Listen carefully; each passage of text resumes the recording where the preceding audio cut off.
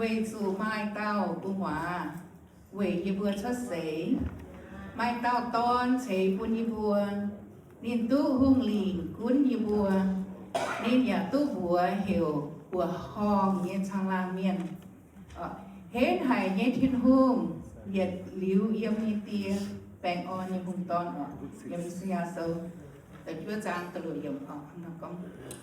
Just as the pastor preached that a child was born, Jesus was born, we are reading from Isaiah 9:6. It says,